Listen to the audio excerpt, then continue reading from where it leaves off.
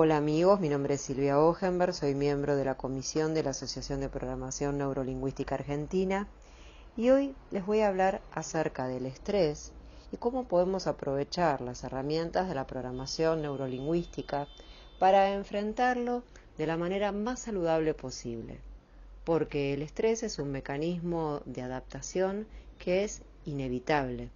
Lo importante es que no caigamos en el distrés, que es cuando ya enfermamos a causa de sostener las situaciones estresantes cuando no contamos con las herramientas adecuadas para enfrentarlas.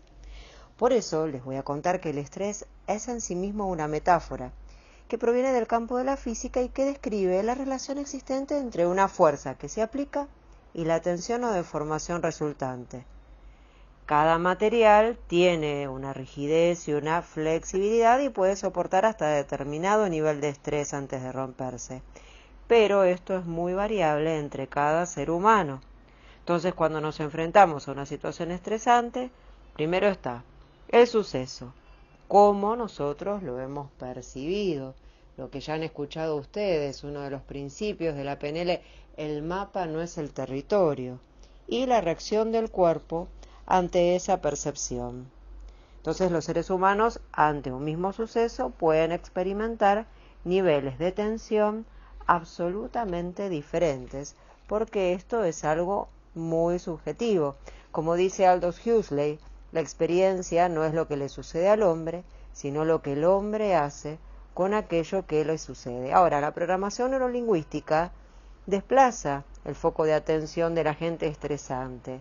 Y entonces, ¿a dónde lo desplaza? A la respuesta individual de la persona que está sometida a dicha situación estresante.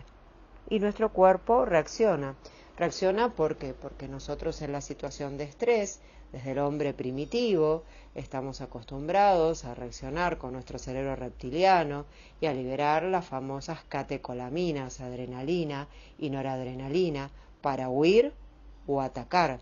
A su vez liberamos hormonas que hacen que eviten que orinemos, porque no es momento, por ejemplo, para orinar, ni es momento para tener hambre, ni es momento para crecer.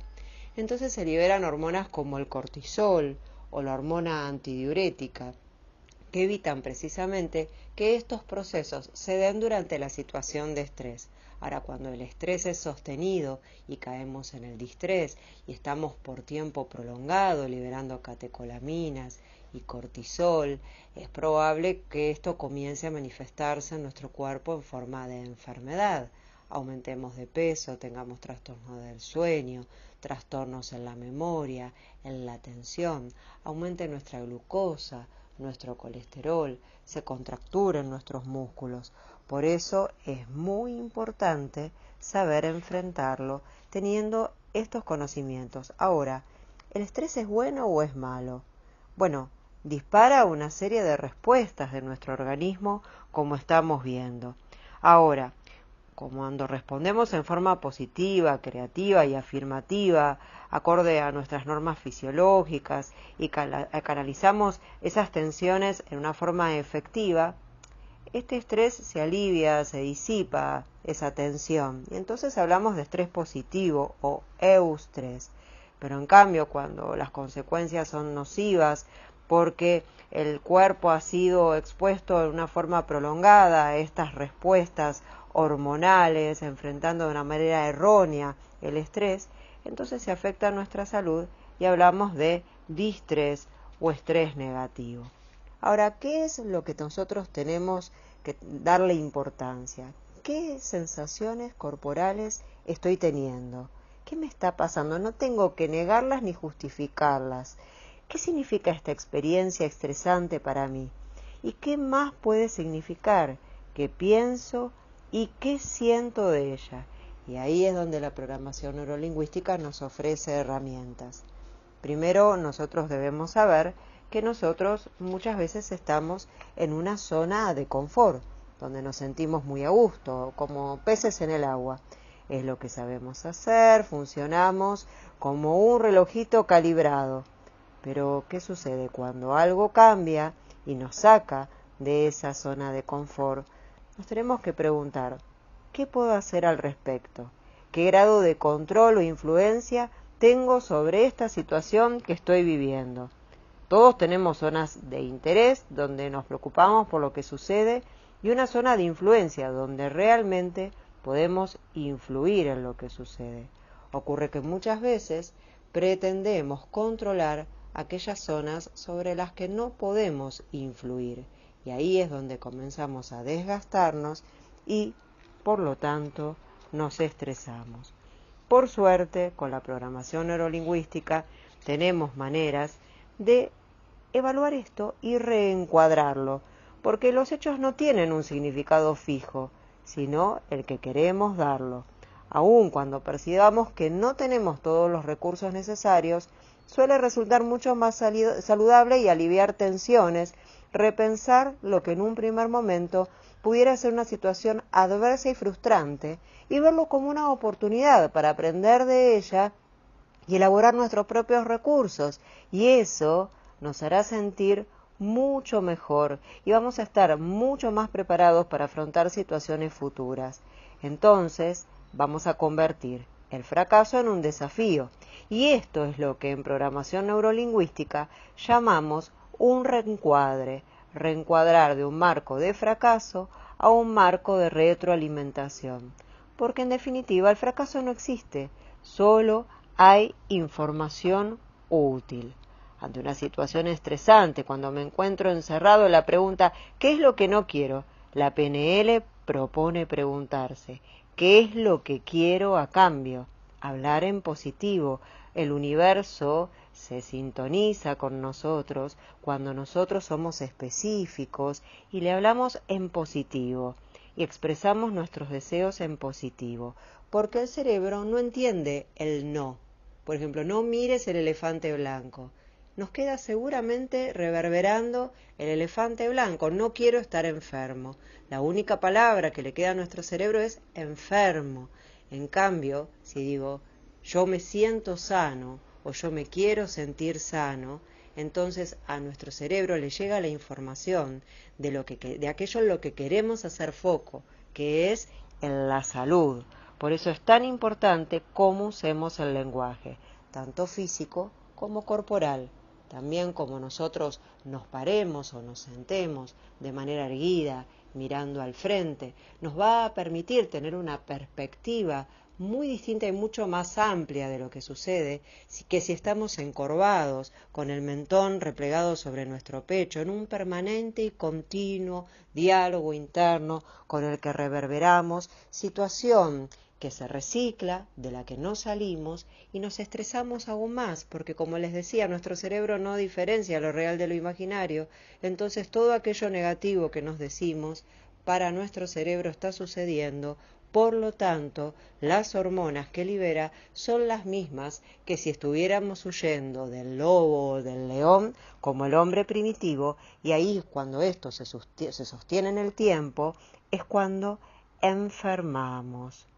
Entonces, tenemos que definir nuestros objetivos y nuestros recursos y poder darle prioridad a los asuntos y comenzar por los más importantes y urgentes. Por eso la PNL presupone que no percibimos el mundo como realmente es, sino que como cada uno de nosotros construye su propio modelo del mundo. Y eso, si ustedes recuerdan la pirámide de Diels de los niveles lógicos, lo filtramos e interpretamos a la luz de nuestras creencias, nuestros valores, nuestros estilos de elección y nuestros estados de ánimo. Y así trazamos nuestro propio mapa, como les decía antes, el famoso mapa que no es el territorio. Todos frente a un mismo mapa vemos un territorio diferente que tiene que ver con nuestra historia, con nuestras experiencias, con nuestra forma de filtrar la realidad. La PNL no pretende ofrecer el mapa verdadero, sino enseñarnos algo sobre el trazado de mapas para convertirnos en cartógrafos más eficaces y felices. Los seres humanos organizamos nuestras percepciones y nuestra experiencia a través del lenguaje. Por ello, para crear nuestros mapas, utilizamos herramientas fundamentales. La eliminación, que es cuando nosotros eliminamos una cantidad de estímulos que hay a nuestro alrededor y seleccionamos y borramos gran parte de nuestra experiencia sensorial. El tema es cuando esto sirve, es útil, cuando lo hacemos para enfocarnos en nuestra meta. El problema es cuando muchas veces eliminamos información que nos nutre, que es positiva. Por ejemplo, muchas veces eliminamos aquellas cosas positivas que nos pasaron durante el día y solo nos enfocamos en lo que no nos salió bien. Muchas veces distorsionamos, o sea, reinterpretamos lo que nos sucede y entonces al distorsionar, por un lado, lo positivo puede ser la base de la creatividad, el arte, pero también podemos distorsionar y caer en la paranoia y en la falta de entendimiento. Y después están las generalizaciones, y a partir de nuestras experiencias deducimos leyes generales para todo. Cuando estas leyes no son útiles para el aprendizaje, por ejemplo, nosotros aprendimos a sumar, a restar de una manera determinada, y después esa misma estructura la trasladamos a todo lo cotidiano, con el dinero, con lo que compramos en el supermercado. Entonces, ¿qué estamos haciendo? Una generalización a partir de un aprendizaje aplicable a toda nuestra vida. El problema es cuando generalizamos con expresiones tales como a mí todo me sale mal, yo nunca lo voy a lograr, yo siempre me equivoco. ¿Qué logramos con esto? Aparte de sentar las bases y una profecía autocumplida, es que liberemos nuevamente hormonas de estrés y ¿qué sucede? Nos enfermamos de una u otra manera y nos auto boicoteamos.